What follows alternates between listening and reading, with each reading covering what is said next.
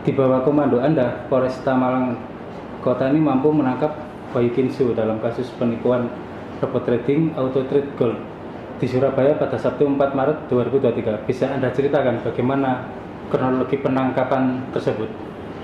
Ya, memang perkara ini berangkat dari adanya laporan masyarakat. Sebelumnya itu sekitar 2022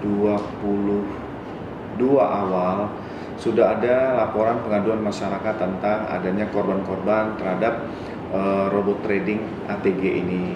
Yang bersangkutan sudah kita mengundang dari pihak Pak WK termasuk lawyer hadir sekali, tapi untuk mengagendakan adanya jadwal ulang. Nah, tapi setelah ada di September 2022 ada bentuk laporan resmi dalam bentuk laporan polisi nomor 447 9 Romawi 2022 /SPKT Polresta Malang Kota Polda Jawa Timur. Tim termasuk saya berkoordinasi dengan Bapak Kapolda, tim Krimsus dan Krimum Polda Jawa Timur. Kami melakukan serangkaian penyelidikan. Pertama, penyelidikan untuk mengetahui karena perkara robot trading ataupun investasi yang belum, kalau kita bicara bodong, kita belum bisa menyatakan itu, sehingga kami melakukan serangkaian penyelidikan. Penyelidikan ini mulai dari meriksa, minta keterangan dari korban, minta keterangan dari Bapepti, Kementerian Perdagangan, pakar ahli ITE, termasuk kami juga meriksa pihak Bank Mandiri dalam hal ini yang menerima aliran dana dari korban. Itu memang dinyatakan benar aliran dana itu masuk. Kami juga meminta keterangan dari pihak kantor pos menyatakan bahwa benar surat yang kami layangkan melalui kantor pos diterima oleh saudara Wahyu Kenzo. Nah, setelah rangkaian penyelidikan ini kita lakukan, terus naik ke dalam rangkaian sidik. Nah, 2 kali dalam proses pemanggilan saudara WK tidak hadir. Nah, pada saat kami sudah melakukan gelar perkara ini sudah naik sidik dan WK tidak hadir 2 kali, kami mengeluarkan surat perintah membawa. Mulai dari awal Maret sudah kita keluarkan surat perintah membawa. Setelah hari Jumat kami mendapatkan informasi saudara WK ini landing di Malang. Kami coba telusuri di kediaman di daerah PJ, ternyata tidak ada di tempat. Kita coba di beberapa rekanan saudara juga tidak ada. Akhirnya kami mendalami, ada informasi yang bersangkutan ada di wilayah Surabaya. Pada saat kami mendalami di Surabaya pagi hari sekitar lebih kurang jam 10-an atau jam 9 antara berkisar itu, kita mengamankan saudara Wahyu Kenzo untuk kita bawa dalam proses pemeriksaan sebagai saksi pada hari Sabtu. Sampai di Polresta Malang Kota, kita langsung melakukan pemeriksaan sebagai saksi terhadap saudara Wahyu Kenzo. Nah, setelah dilakukan pemeriksaan saksi, saudara Wahyu Kenzo selesai, kami melakukan gelar perkara untuk alih status dari saksi menjadi tersangka. Setelah tersangka dijalani proses didamping oleh penasihat hukum, kita melakukan gelar perkara kembali untuk melakukan penahanan. Nah, kami lakukan penahanan dengan alasan yang subjektif, termasuk yang bersangkutan tidak melarikan diri karena dianggap 2 kali dipanggil untuk pemeriksaan saksi tidak kooperatif. Terus yang bersangkutan dikhawatirkan untuk menghilangkan barang bukti, jadi ada saksi alasan subjektif dan objektifnya yang kami lakukan. Pada proses berjalan, karena memang ini secara maraton dari hari Sabtu sampai dengan hari Minggu kita lakukan penahanan, kita akhirnya dengan Kapolda Jawa Timur melakukan rilis di hari Rabu. Rabu kemarin kita melaksanakan rilis di tanggal 8 Maret 2023 pukul 13.00 di Bidung Mas Polda Jawa Timur. Setelah kita melakukan rilis, kita membuka hotline yaitu di nomor 0811 3780 2000. Ini sampai dengan hari ini sudah 750-an yang sudah masuk informasi pengaduan dari orang yang menyatakan dirinya sebagai korban. Kapolda Jawa Timur akan membentuk tim dalam proses penyidikan perkara ini ada dari Itwasda, ada dari Bitpropam, ada dari Bitkum, dari Reskrimum dan Reskrimsus. Sehingga kami berharap proses perkara ini bisa kami jalani dengan profesional dan proporsional serta transparansinya ada. Maka kami juga berkomunikasi dengan saksi-saksi lain dan termasuk minta untuk kooperatif dan kejujuran dari tersangka. Oke, Komandan.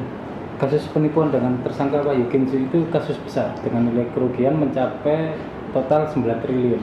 Bagaimana duduk perkara kasus ini dan bagaimana nilai kerugiannya mencapai angka fantastis seperti itu? Ya, memang dari perkara ini sudah berjalan, usaha ini berjalan dari tahun 2020. Kita ketahui pada saat bulan Maret 2020 kita memang dilanda pandemi Covid, di mana usaha bisnis masyarakat ini terbatas dengan adanya PPKM, dengan adanya virus Covid. Dan dengan adanya trading ATG tersebut bisa melaksanakan suatu pekerjaan, rutinitas di rumah melalui gadget, melalui laptop. Ini mungkin banyak masyarakat yang tertarik, apalagi dengan memberikan profit bisa 5 sampai dengan 20, 15, 10, ataupun bahkan 17%. Nah, itu berangkatlah dari tahun 2020. Kita ketahui bahwa izin dari Pansaki ini, trading ini menurut Bapepti itu sekitar bulan Februari 2022. Artinya untuk memperdagangkan suatu aktivitas kegiatan sebelum ada berizin itu kan dianggap sesuatu yang ilegal, melanggar hukum. Nah, itu dijalani. Nah, dengan adanya 20.000 sampai dengan 20.000 member dengan 350.000 akun, ini menurut keterangan saudara Wahyu Kenzo, yang bersangkutan sudah memutarkan sekitar 9 triliun, tapi katanya sudah withdraw sampai dengan 11 triliun. Nah, ini kan baru ucapan yang bersangkutan dan kami ingin minta, makanya proses berita acara tambahan ini kita akan meriksa nanti pihak-pihak manajemen keuangan dan lain-lain yang tahu tentang administrasi ini, berapa sih jumlah member realnya, berapa sih dana yang pernah masuk diputarkan, termasuk ada juga bagi korban itu yang contoh misalnya dia sudah investasikan sebesar 100 juta, tapi dalam berjalannya waktu yang bersangkutan juga sudah menerima sekitar 120 juta. Nah, ini kan juga menjadi kalau perhatian kita, tapi ada yang baru invest 150 juta tapi belum menerima sama sekali. Nah, makanya di dalam ini kalau menurut keterangan tersangka kemarin kita periksa, lebih kurang ada sekitar 700 miliar sampai dengan 1T yang masih belum dikembalikan kepada para korban. Nah, ini yang kami akan minta datanya, kami juga akan secara paralel harus minta pertanggungjawaban dari pelaku-pelaku ini untuk bisa berpikir secara keadilan, karena kalau kita lihat proses hukum ini adalah bagaimana keadilan diterima oleh para korban. Nah, kita berupaya untuk mencari solusi dalam hal ini. Ada tidak aset-aset, ada tidak yang masih bisa dikembalikan kepada para korban, baik itu secara keseluruhan ataupun secara sebagian. Nah, dari data itulah yang kami akan saat sekarang ini masih dilakukan pemeriksaan. Kita akan melakukan pemanggilan termasuk penggeledahan, termasuk sudah 3 aset ya yang diserahkan berupa kendaraan, 1 unit Toyota Alphard, 1 unit Toyota Innova dan 1 BMW, dan ada juga aset rumah di daerah Pakis yang besok mungkin akan dilakukan penggeledahan oleh penyidik dengan tersangka. Komandan, ini korbannya kan tidak hanya di dalam negeri, ada yang dari Prancis dan juga dari Rusia. Bagaimana dia bisa menggait member dari mancanegara? Ya, memang ini kan extraordinary crime ya, artinya si WK ini memiliki jaringan terhadap presentasi kepada mereka-mereka, layar-layar mereka yang ada di luar. Nah, mungkin dengan presentasi ini bisa memberikan harapan untuk orang bisa bergabung di dalam member ini. Ini kan suatu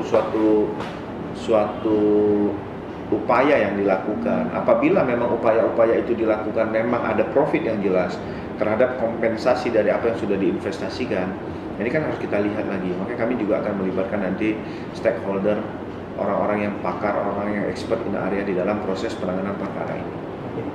komandan kasus ini sebenarnya kan dilaporkan ke Bareskrim Polri. Nah, bagaimana ceritanya justru Anda yang mengeksekusi penangkapan Wahyu Kenzo? Jadi ada laporan di Bareskrim, ada laporan di Polda lain, tapi ada laporan di Polresta Malang Kota.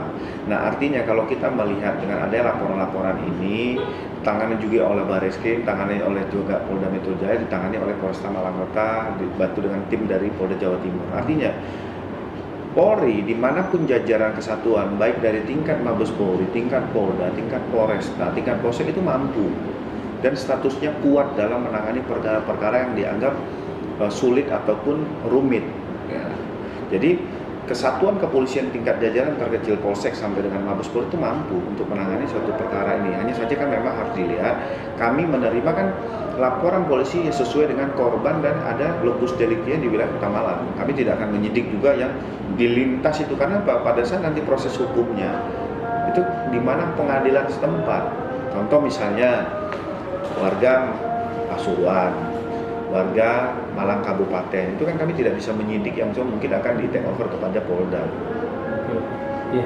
Kemudian kalau menurut hasil penyelidikan sementara, bagaimana profil Wahyu Kenzo ini? Apa latar belakang profesinya? Kemudian bagaimana dia bisa menggeluti dunia robot trading ini dan sampai menipu banyak orang? Ya, artinya yang bersangkutan mempunyai kapabilitas, mempunyai keilmuan di bidang tentang trading, investasi, termasuk kripto. Memang pada saat beberapa waktu lalu tentang koin kripto ini kan sangat meledak. Yang bisa orang dengan memodalkan 400 juta bisa modal sampai dengan sekian miliar gitu. Nah, ini kan memang apakah kami lagi mendalami bagaimana sih skemanya, skema yang dilakukan, apakah dengan mengatur suatu indeks koin ini diatur sendiri melalui web, melalui situs digital mereka, ataupun memang mengikuti kurs yang ada di luar. Nah, ini kan harus kita dalami. Kalau itu hanya diatur sendiri pribadi, sehingga siapa yang berhak untuk mendapat withdraw sehingga dibayarkan oleh pihak finance-nya, ini kan kita lihat harus skema ini. Kami sudah menemukan skema itu, sehingga akan melakukan pendalaman terhadap si saudara WK, finance, dan yang menggunakan analis IT-nya. Ya, komandan, ini ada sejumlah perusahaan yang disponsori oleh Wahyu Kenzo. Salah satunya ada 2 klub sepak bola. Kemudian bagaimana hasil penyelidikan sementara? Apakah ada aliran uang hasil penipuan ke perusahaan atau ke klub sepak bola lainnya? Ini masih kami dalami. Memang kita ketahui bahwa yang bersangkutan juga menjadi sponsor di dalam jersey ya, beberapa klub. Nah, ini masih kita dalami, ada yang menggunakan Legend dan lain-lain. Karena kan kalau kita lihat Legend itu merupakan produk nutrisi. Nah, kaitan produk nutrisi ini apakah bagian dari perusahaan PT Pansaki Trading ataupun tidak terpisah. Nah, bagaimana sistem untuk memberikan sponsor ini juga masih kita dalami. Tetapi yang itu merupakan alur dari hasil yang diberikan dari robot trading ataupun memang perusahaan dari nutrisi ini. Makanya pada saat rekan-rekan melihat rilis, kami menyita 8 box minuman nutrisi. Kenapa? Karena sebagian korban diajak berbisnis karena izin tadi belum keluar, diajaklah berbisnis nutrisi dengan alasan bonusnya robot trading. Nah, itu yang kenapa itu kami sita menjadi bagian dari clue awal pintu masuk. Memang tidak bisa bekerja trading itu sendiri. Ada tim IT, ada tim finance, ada founder. Kalau mungkin kita melihat ada lagi afiliatornya kan. Ini juga akan kita dalami, termasuk dalam pertanggungjawaban hukum ini tidak hanya serta Wahyu Kenzo sendiri. Karena Pak afiliator, terus orang-orang yang dalam hal ini founder yang mendapat hasil bagian dari uang-uang member ini kan juga harus bertanggung jawab. Ini masih kami dalami karena memang seperti kami sampaikan pada saat Sabtu kami melakukan mengamankan Wahyu Kenzo dalam hal yang bersangkutan dipanggil 2 kali tidak hadir. Ini pemeriksaan maraton dari Sabtu sampai dengan Senin dini hari, sampai dengan kita tetapkan yang bersangkutan tersangka dan dilakukan penahanan. Artinya kami juga memberi ruang kepada tersangka untuk istirahat termasuk penyidik kami, sehingga setelah itu ada hari Rabu kita melaksanakan gelar konferensi pers di Polda Jawa Timur. Nah, pemeriksaan ini kan juga harus dalam kondisi fisik dan psikis tersangka yang baik.